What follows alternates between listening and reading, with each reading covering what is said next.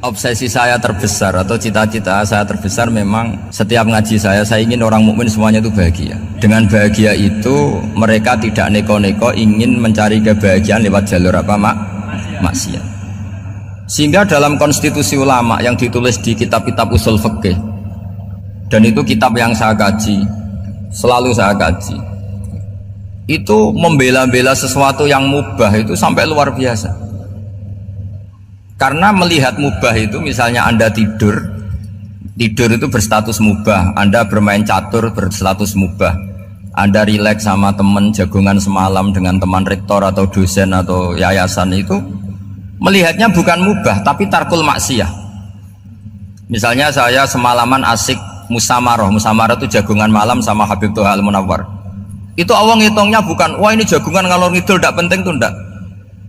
Malam itu bahak tidak ke dugem, tidak ke tempat maksiat. Sehingga ada ulama yang mengatakan mubah itu enggak ada. Saya ulang lagi, mubah itu tidak ada. Kan umumnya ulama membagikan wajib, ya kan, haram gitu. Terus diantaranya mubah, sunat, makruh. Ada ulama yang mengatakan mubah itu tidak ada. Kenapa? Logikanya begini, itsma min mubahin illa wa yatahaqqaqu bihi tarku haramimma. Karena tidak ada mubah yang Anda lakukan kecuali saat itu pasti ditinggalkannya sebuah keharaman. Misalnya Anda sedang jagungan sama istri di luar, di rumah, asik di rumah semalaman, mungkin bahas hal-hal yang ringan, mungkin melihat sinetron atau apalah yang ringan. Tapi di situ terjadi Anda meninggalkan ke tempat-tempat maksiat. Sekarang ninggal maksiat itu wajib apa mubah? Wajib. Padahal Anda sedang melakukan nah itu dicatat oleh Allah itu tarkul haram, meninggalkan keharaman. Jika masyhur dalam cerita wali-wali itu, Abu Yazid yang seperti itu ibadahnya pernah tanya, ya Allah, lalu yang makomnya orang seperti saya siapa? Karena beliau semalaman ibadah terus. Sama Allah dijawab, ya yang tidur di pinggir kamu itu. Abu Yazid, loh kok bisa ya Allah? Dia kan tidur terus. Ya kan dia tidur berarti meninggalkan keharaman. Ngomong sing potongan tukang maksiat tuh apik turu apik melek kira-kira gitu. Apik turu. Timbang sama nak melek pola wis turu ae kira-kira gitu. Jadi enggak usah dipaksa tahajud, dipaksa qiyamul lail itu. Iya kalau qiyamul lail. Kalau dapat informasi, kesini ikut saya, terus katut kan repot. Jadi perlawanan terhadap maksiat itu sebetulnya gampang dalam Islam, karena tadi enggak ada sesuatu yang mubah kecuali saat dilakukan berakibat meninggalkan keharaman. Mudah sekali. Jika banyak orang jadi wali itu karena melakukan mubah. Itu ada orang jadi wali itu karena sering makan. Ya makan-makan biasa itu. Karena ketika makan, ya Allah, betapa doifnya saya. Katanya saya presiden, katanya saya rektor, saya kiai. Ternyata kalau nggak makan tuh lemes. Apa hebatnya makhluk yang bergantung makhluk yang lain, yaitu makanan. Nah karena seperti itu terus dia al-laja'illallah, terus dia sungkeman ning Allah, betapa lemahnya saya. Sebab itu ketika Quran mengkritik dengan tanda kutip kemungkinan Tuhannya Isa bin Maryam, itu ngeritiknya sederhana. Quran itu mal masihub ibnu Maryam illa rasul qad khalas min qablihir rusul wa ummuhu siddiqah kana yaqulanit ta'am. Isa itu tidak Tuhan, wong dia makan itu. Kamu kebayang nggak misalnya punya Tuhan, wah tadi Tuhan mampir ke rumah saya, dia lemes, setelah tak kasih makan sehat lagi gitu. Itu kan nggak kebayang ya. Tapi Tuhan marung di rumah saya, lemes tak gratisin, kayaknya tidak punya uang gitu. Setelah makan wah gairah lagi. Kebayang nggak punya Tuhan seperti itu. Sehingga Quran kalau gojlok sederhana, karena yakulanit to'am. Sehingga wali-wali itu kalau makan tuh sadar lemahnya dirinya, betapa dirinya tergantung makanan. Sesuatu yang tergantung itu artinya tidak hebat, tidak Tuhan. Jadi untuk menjadi wali, untuk menjadi dapat ridhonya Allah itu sebenarnya sederhana.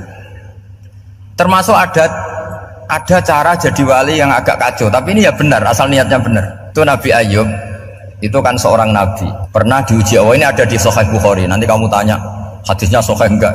Ini ada di Sahih Bukhari. Kadang orang kota itu aneh, enggak ahli hadis tapi tanya sahih enggak?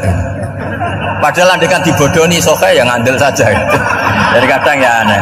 Enggak tahu kok tanya itu. Itu Nabi Ayub itu sudah kaya, pas itu sudah kaya, bukan cerita yang masih miskin, mang sudah kaya. Beliau di kamar dihinggapin satu belalang dari emas. Setelah belalang itu dikejar, ternyata yang jenis itu buahnya semuanya dari emas. Ngambil sana sini, ini yang kesak ini dipenuhin, saku ini dipenuhin, sampai buahnya. Sama Allah digojlok, kamu itu Nabi saya, kenapa kamu mengumpulkan harta sebanyak itu? Kamu itu Nabi saya kok rakus?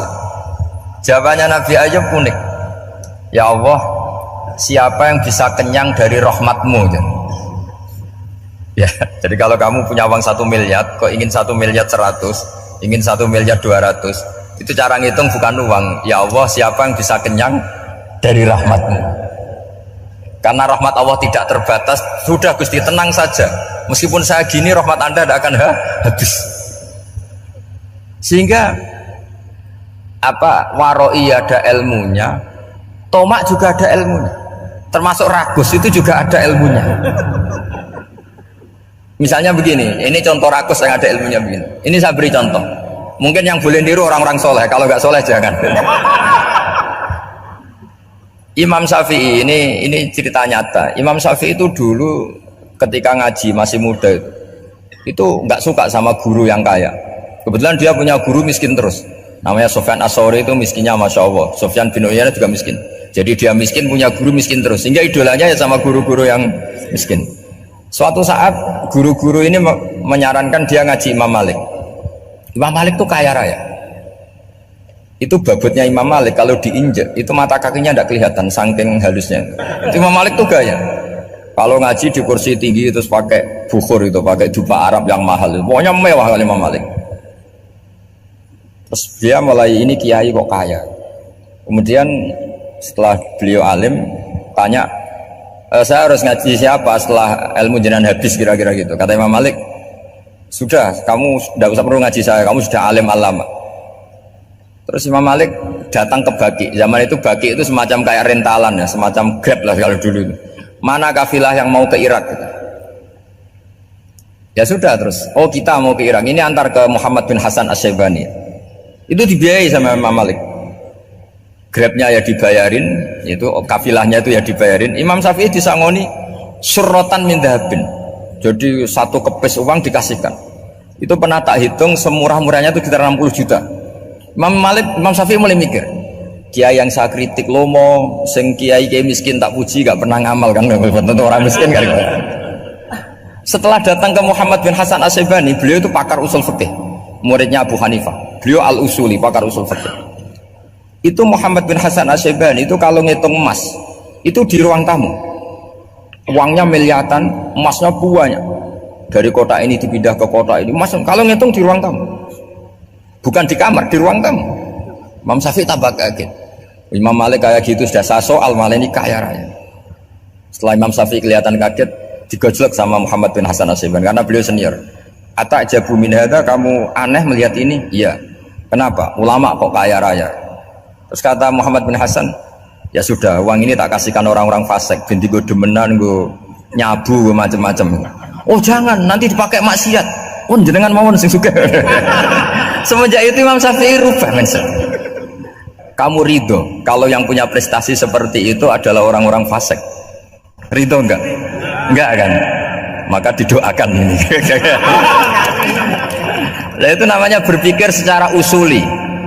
Kamu jangan hanya nuruti karena berpikir waroi terus kamu benci kekayaan, benci pangkat, benci apa, tidak bisa seperti itu. Karena pangkat dan kekayaan ketika dikelola secara kesolehan maka akan menjadi energi positif yang luar biasa. Semenjak itu Muhammad bin Hasan Asy-Syaibani berhasil mendidik Imam Syafi'i. Sampai akhirnya keterusan Imam Syafi'i berpendapat kalau orang Islam bisa bikin rumah tingkat kok punya rumah reot itu haram, kata. Akhirnya keterusan. Kalau bisa jadi bupati kok jadi ketua RT juga haram. Karena al-Islam ya'lu wala yu'la alaih. Islam itu luhur, bukan bisa diluhurin. Sehingga rata-rata orang Syafi'iyah termasuk kiai-kiai Indonesia itu rata-rata ya agak-agak politikus.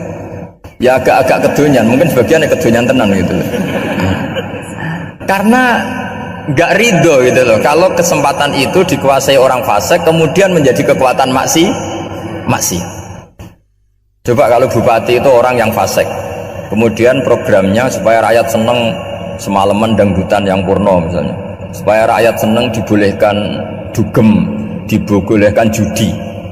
Tapi kalau yang jabat orang soleh, kan ada beberapa perda yang menolak penyakit apa? Masyarakat. Jadi kamu jangan melihat bahwa kepangkatan ini hanya sebagai alat korupsi, alat otoriter, enggak. Asal kena orang soleh, maka ini menjadi energi kesolehan atau energi positif. Sebab itu ketika Allah muji para nabi yang soleh, diantaranya disifati apa? Faqad ataina ala Ibrahim al-kitab wal hikmata, terus ayat wa atainahum mulkan azim. Dan Nabi Ibrahim dan keluarganya tak kasih kerajaan yang besar. Nah sekarang masih banyak orang yang cara pandang menyoal seperti itu salah secara usul fikih. Karena secara usul fikih kesempatan yang baik tentu harus diperjuangkan oleh orang-orang yang soleh. Karena ini supaya jadi otoritas yang positif. Itu dulu ada latihannya. Jadi orang dulu itu gampang sekali ketika milih miskin ditanya, kenapa miskin? Saya ingin hisab saya ringan. Tapi ketika mereka kaya, yang soleh, supaya harta ini tidak dipakai orang yang nanti dipakai maksiat. Kita misalnya orang soleh kok mau pangkat, karena kita ada ridho, kepangkatan itu dipegang orang maksiat, kemudian menjadi energi maksiat. Begitu juga seterusnya. Maka ulama dulu itu rileks.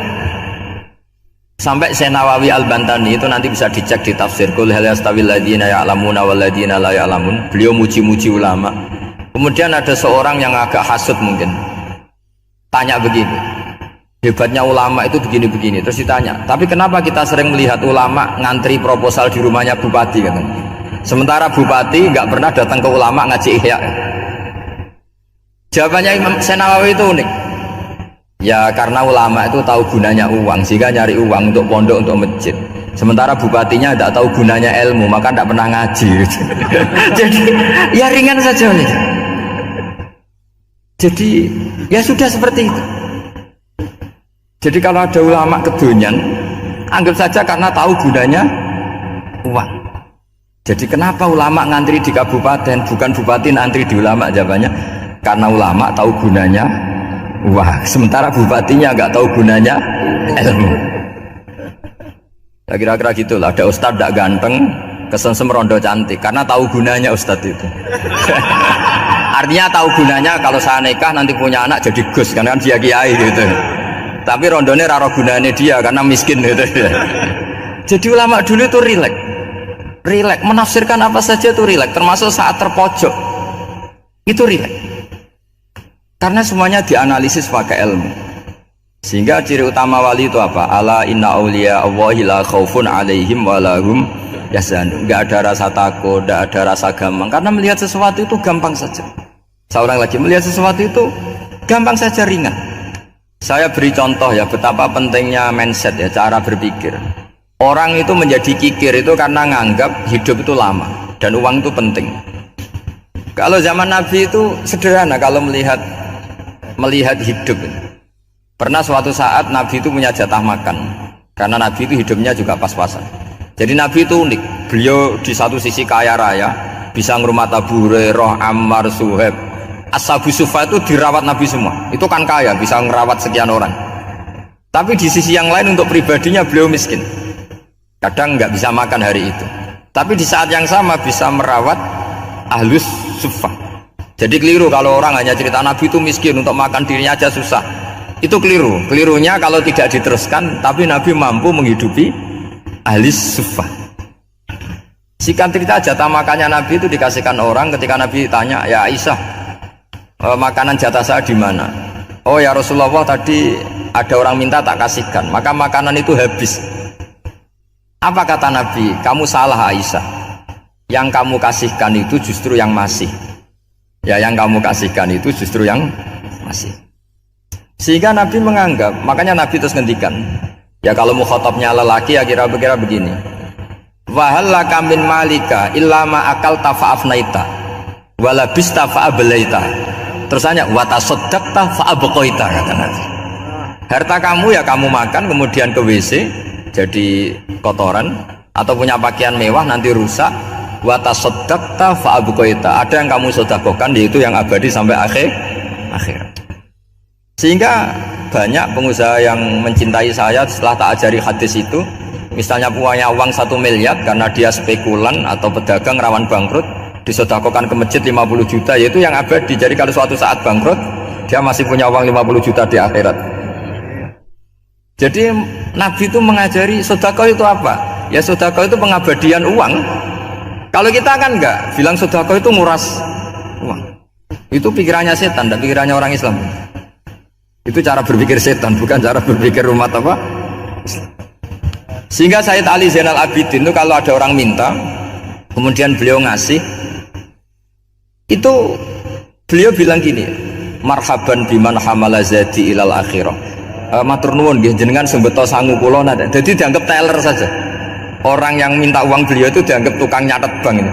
Karena sudah ditabungkan, ya sudah. Kalau kita kan enggak, wah pengemis tuh ganggu gini-gini. Kecuali pengemis profesi ya mungkin kita agak-agak enak. Pada zaman akhir tuh ada pengemis apa? Profesi, jadi repot teman.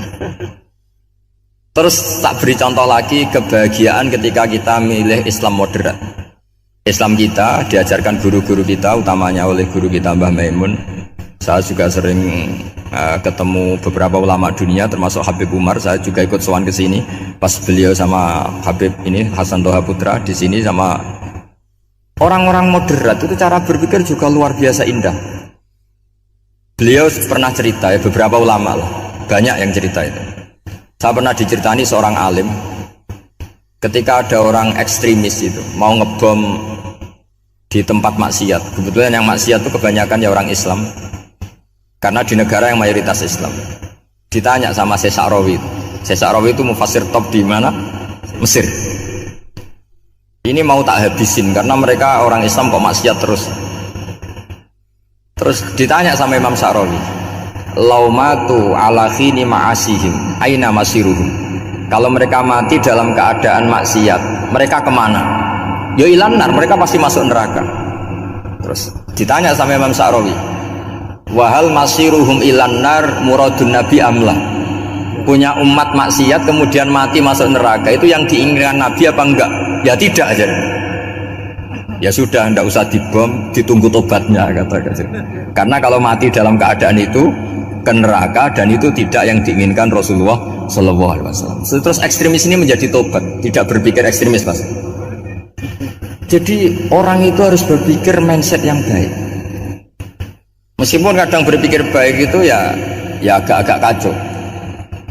Ada seorang wali majdud itu kalau berdoa agak kacau, tapi nggak bisa dibantah.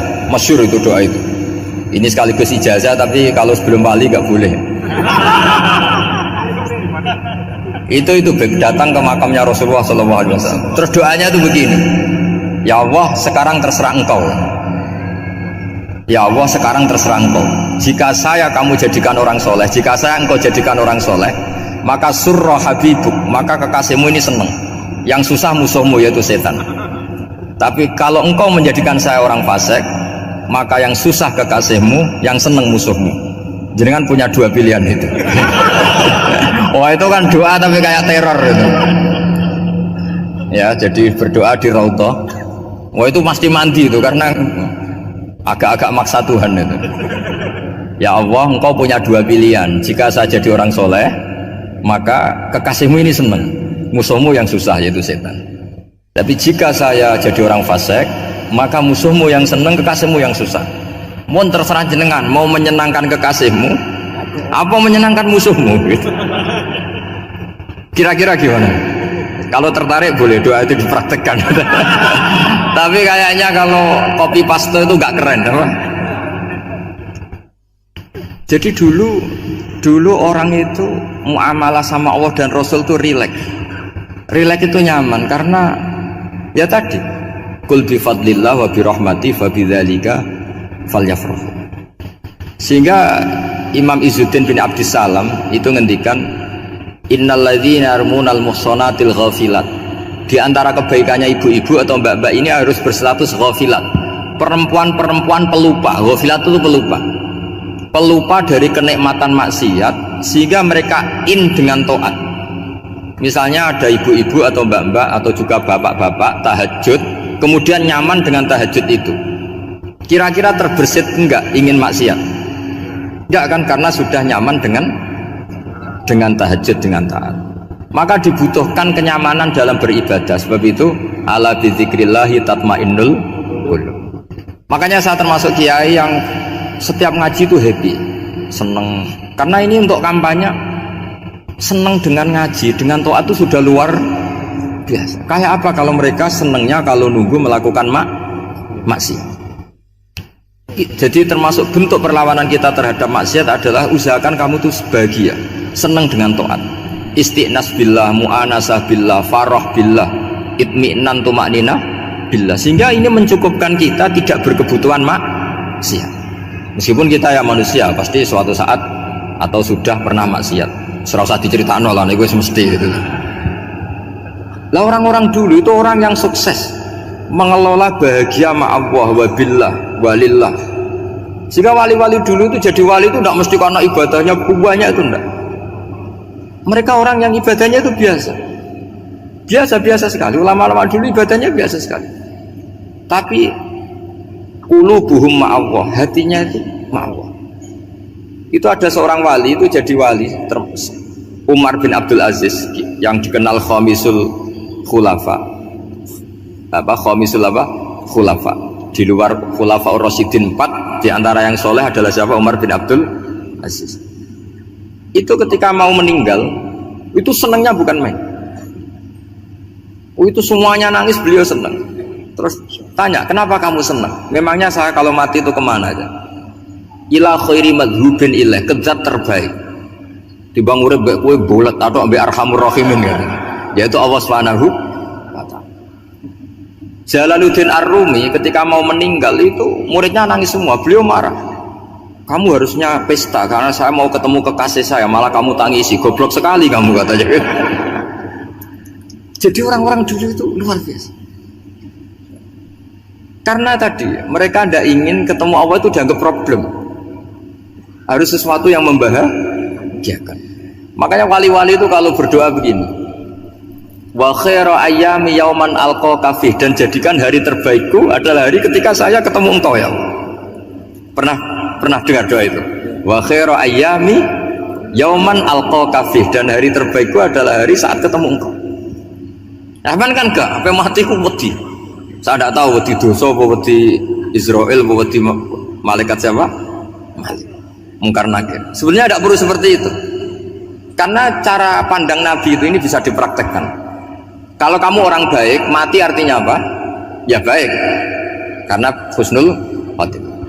Kalau kamu orang yang buruk, itu kata Nabi, anggap saja mati itu akhir dari keburukan kamu. Nah, aku urip terus, malah maksiat terus. Maka Nabi itu kalau ngajari kita berdoa gini, Allahumma ij'alil hayata ziyadatan li fi kulli khairin wal mauta rohatan li min kulli syarrin. Ya Allah, kalau saya hidup, ya anggap saja ziyadah fi kulli khairin, berpotensi nambahi kebaikan. Kalau saya mati, anggap saja ini akhir dari segala keburukan. Maka saya berkali-kali guyon. Makanya tradisi ulama-ulama NU, ulama-ulama pesantren, ya ada hanya NU, pokoknya ulama-ulama alim, itu kalau ada orang mati, orang nakal gitu mati, ini saya gitu, itu hadirin mesti gak terima. Wapi nanti wong nakal. Tapi dipaksa sama kiainya, saya gitu. Lama-lama dipaksa. Saya gitu. Padahal ning atine kiai wis ra iso maksiat meneh, wis saya gitu. Karena dengan mati berarti saya sudah tidak bisa maksiat lagi. Jadi Nabi melihat hidup dan mati itu segampang itu. Kalau al hayata ziyadatan li fi kulli khairin wal mauta rohatan li min kulli syarr. Coba kita ke depan itu kan ada potensi zina, potensi korupsi, potensi maksiat.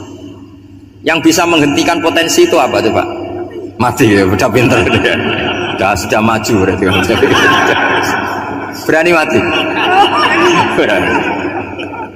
Tapi jangan di sini ngel-ngelo panitia. Ya. Artinya yang selama ini kita risau dengan kematian, dengan apa? Nabi ngajari kita tadi. Allahumma ij'alil hayata ziyadatan li fi kulli khairin wal mauta rohatan li min kulli syarr. Ya Allah, jadikan hidup ini sebagai bekal menambah kebaikan, dan suatu saat kalau saya mati, semoga itu akhir dari segala keburukan.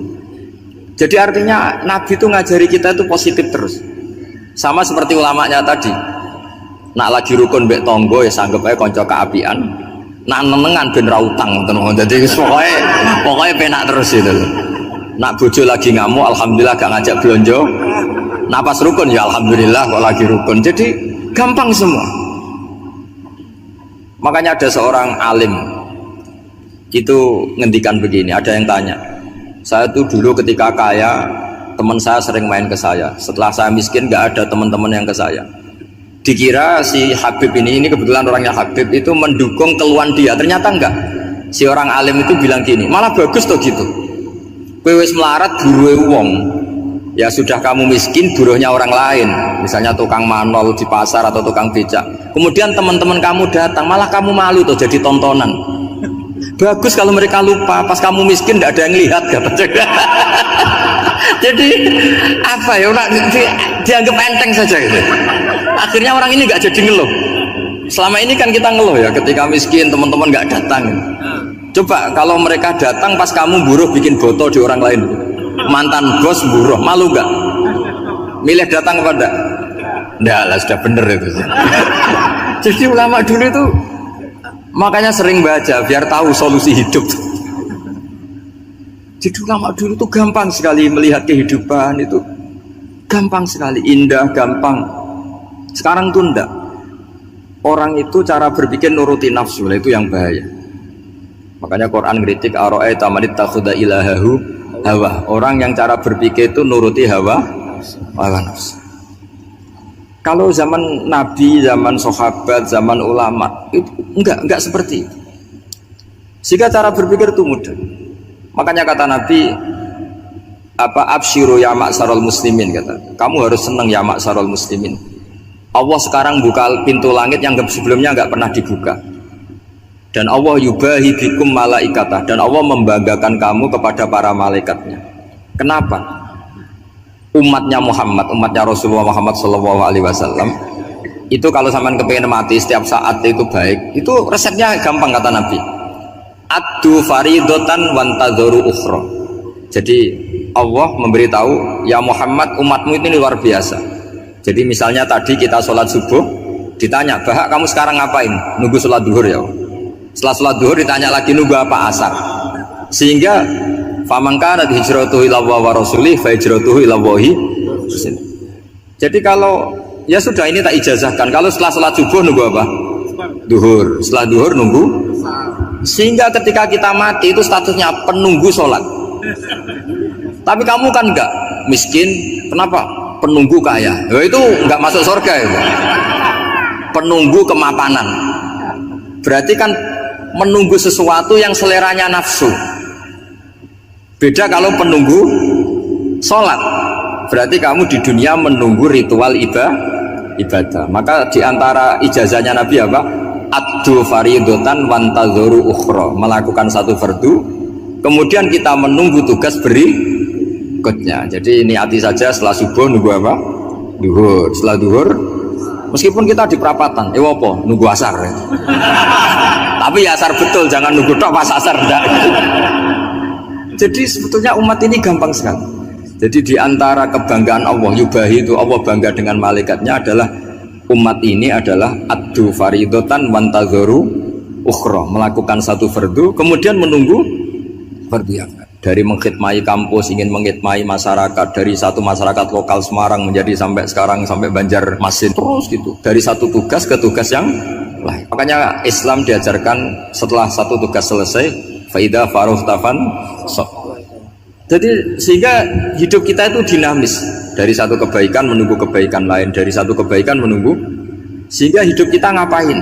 Nunggu satu kebaikan. Ini sudah masuk faman kanat hijratuhu ila Allah wa rasulih fa hijratuhu ila Allah wa rasulih. Sehingga orang bayangkan kalau kita direkam Allah, Gusti kula ampun mati nak dereng sugih, wis melarat puluhan tahun, sakit, nunggu sesuatu yang sifatnya nafsu, kok pengen sugih tok aja cukup. Tahu bulan wong sing tahu ngenyek nih lho, itu kan urung-urung wis dendam. Saya belum mau mati sebelum kaya dan buruhkan orang yang pernah melecehkan saya. Wis ngono akhirnya mati rong sugih. Berarti wis fakir matine hasud. Mau itu ngenes dunia akhirat kan kira-kira seperti. Kamu santai aja kalau fakir berarti meringankan hisab karena ada banyak harta. Yang mau dihisab papanya enggak punya apa-apa. Jadi saya mohon sekali ya, Islam itu mengawal kebahagiaan. Sebab itu sampai bahagia itu menjadi perintah Islam, qul bi fadlillah wa bi rahmatihi fa bidzalika falyafrahu. Karena dengan bahagia bi taat diharapkan orang Islam itu tidak bahagia atau cari kesenangan lewat jalur apa maksiat. Sehingga ciri utama wali apa? Ala inna auliya Allahi la khaufun alaihim wa lahum yahzanun. Sehingga ulama dulu itu rileks-rileksnya, termasuk yang saya ceritakan tadi, Imam Ahmad, Imam Syafi'i, itu melihat apa saja rileks. Ya tadi kalau disenangi orang ya barokah, punya kawan kebaikan. Nak dineng ya barokah dineng di gedingi tonggo rada utang, ranjuk tulung gitu. Jadi rileks saja. Masyhur itu Imam Syafi'i ngendikan, waman asaa ilaika faqad atlaqaka. Orang yang berbuat buruk sama kamu hakikatnya adalah membebaskan kamu. Atlaqo itu apa? Membebaskan. Enak gak jadi hidup gitu? Kalau kamu kan enggak, kok gedeng aku salahku apa? Malah kamu ujub tuh, orang kok gak tahu salahnya. Kamu jadi suami, istrinya ngomel, kurang apa saya sebagai suami? Ya kurang banyak, tidak ganteng, tidak kaya, ada ini. Malah kalau diterangkan malah parah toh.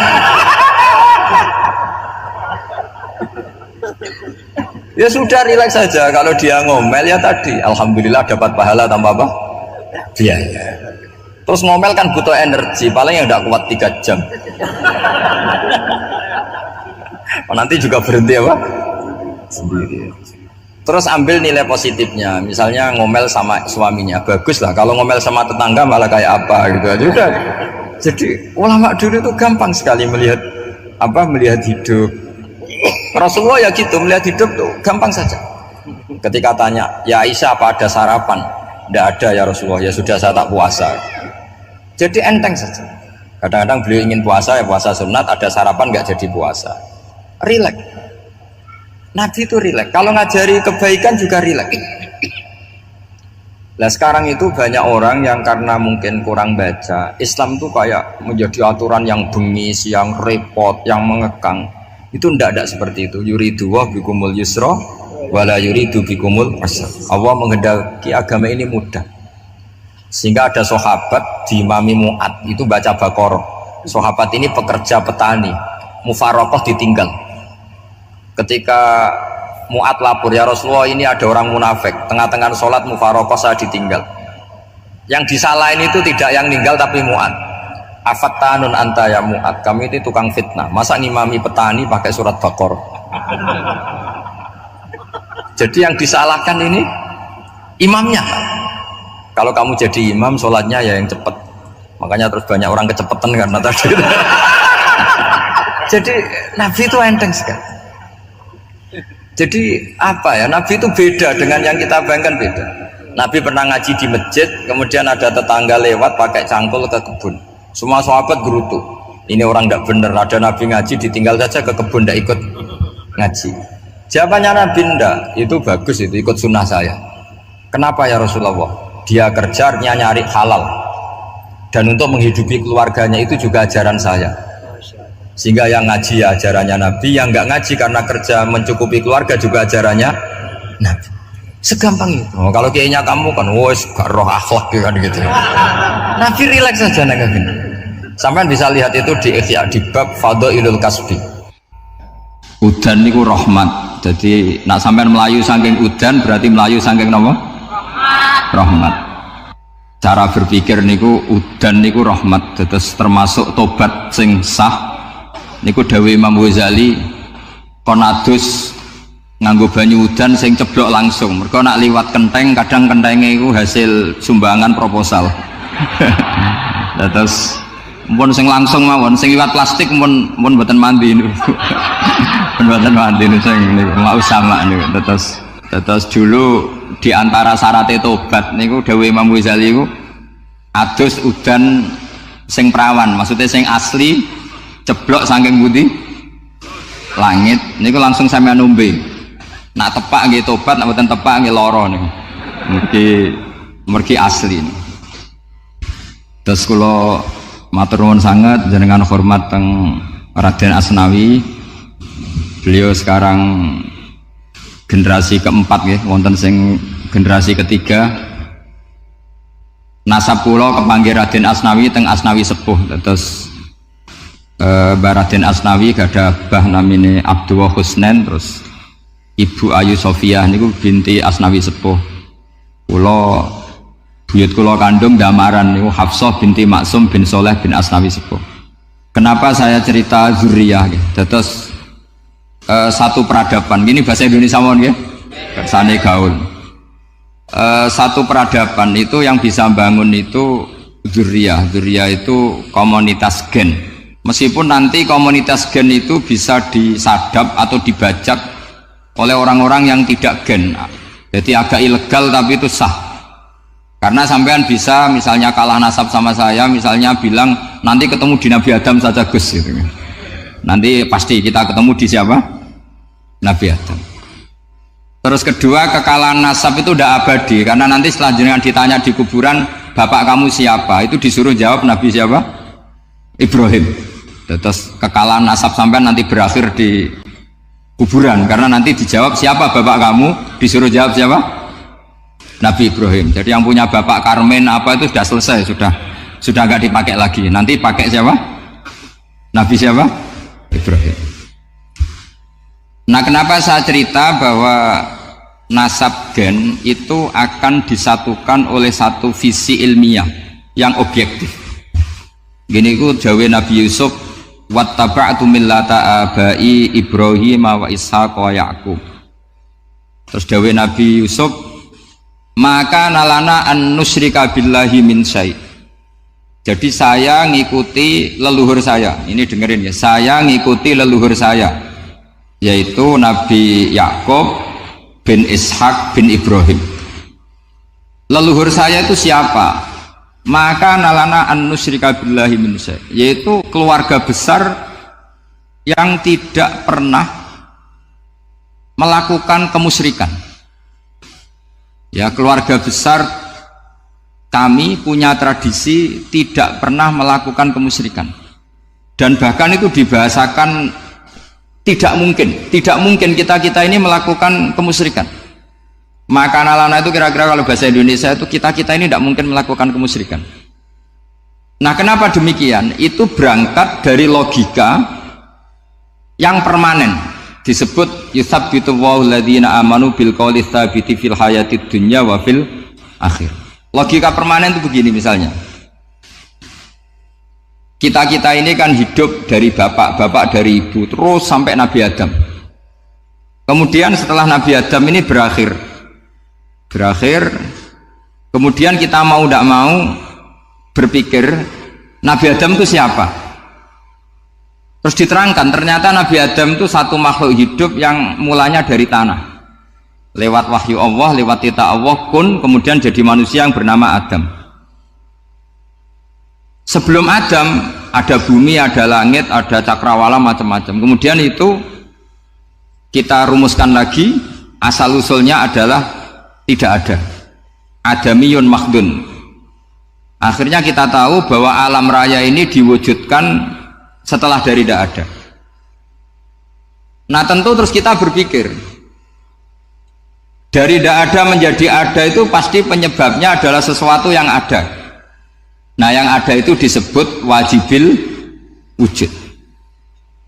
Karena wajibil wujud ini wujud sendiri, nggak ada saingannya. Karena Allahu ala syai'amahu, Allah ada dan tidak ada pesaingnya.